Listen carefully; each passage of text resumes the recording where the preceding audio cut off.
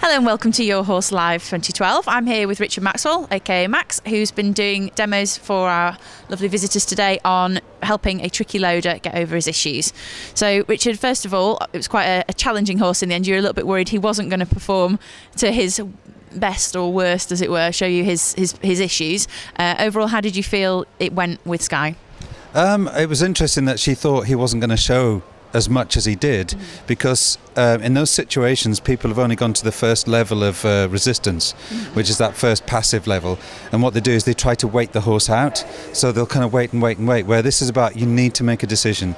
You need to come up with something a little bit better than what you've been doing, which taking half an hour to leave home and an hour and a half to get home, so that's collectively 2 hours that you've been sort of dragging your feet. So just try to up the tempo, and by upping that tempo to cause a decision causes that animated behaviour. And so this is where people are really shocked and think, well, I didn't think he'd do that. You know, she was sure that he was not going to do anything too bad and probably was going to walk on.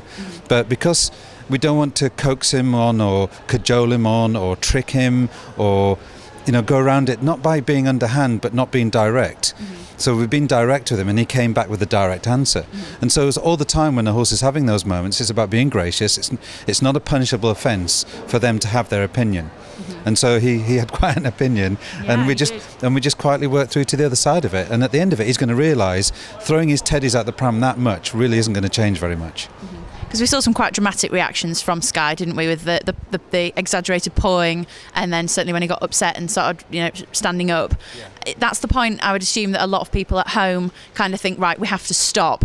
It's got too much. It is going to get dangerous. And obviously, with your experience, you're able to work through things like that and help him come through it. And it can be difficult for owners, I suppose, to see. So what would you say is, you know, important in terms of that perseverance and that calmness? It's always about being calm, and that's really hard when you are emotionally involved, you know, when people are really close to their horses. And, you know, being calm and slightly detached isn't about not caring.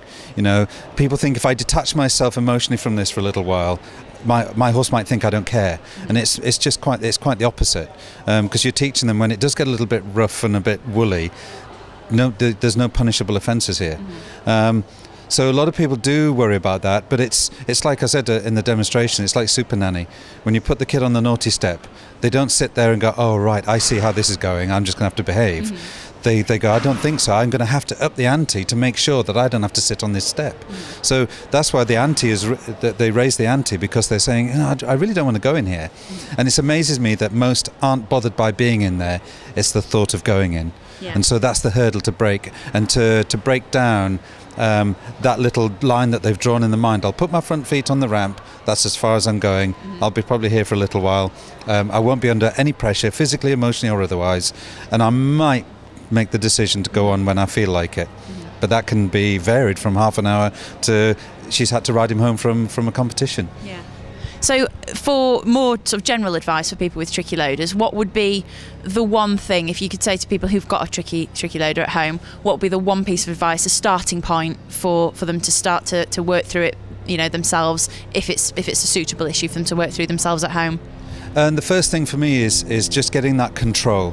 And it's not control to suppress, it's control to release. So it's getting the horse to understand when you have to put pressure on, they're not in trouble, you're just asking them to answer a question. And so going backwards and forwards and left and right, and I didn't get as much time as I'd wanted to have done with that today. So I probably only got about 40% of what I really wanted to get, which is more sort of like near 80 to 85%. The more flowing response. A little bit more flowing, a little bit more, because there was still, when I was backing him up, as much as he was doing it lovely, more resistance backwards, it just was a little bit. He followed you better than he backed and off. so I just wanted to see, you know, if we could have got a little bit more of that. But for people, if they can just get their horse to respond at the time of being asked, and it's to get them to listen to the aids, whether they're aids ridden or in hand. So that's what happens when they get to the horse box, the brain shuts off and they won't respond to the aid, to the ask, to being, you know, asked to do something. So it's just getting that before you start, and it's not thinking that everything has to be done at the horse box. There's so much you can do before you get there, so that the horse has a chance of understanding what it is we really want from them. And I think that's the clarity in it, that saves a lot of time and a lot of stress on the horse. Because loading obviously is a vital importance, because if it came to an emergency, you do have to have the option of putting them on the horse box and taking them to your vet. So, because often people think it's only, oh, I don't need to go and compete, I don't have to take him places. so put off perhaps addressing the problem? Would you just say that it's a welfare issue almost as much as it is enjoying the fullest life you can, do the things that you really want to do with your horse? When I first started doing this sort of nearly 20 years ago, then I thought it was just getting people to go to the beach and go hacking, go schooling, go training, go competing. And then you get the odd phone call that says, you've saved my horse's life because he went down with colic at a really inconvenient time of night where there was no lights. I had to go and put him on a darkened car park onto a trailer, get to the vets, and then when that was all done, get him home. Yeah. And it is a point of welfare as much as it is about broadening your horse's horizons and being able to go and have a lot of fun with them. That is the bottom line. Yeah. That if in an emergency you can't get your horse to a vet or get them emergency care, and it is dreadful because I have had calls late at night, can you come to wherever because we've got a horse that's going to die if we don't get it to the vets. And sadly, without being over dramatic, 9 times out of 10 those horses have to be either put down or they die.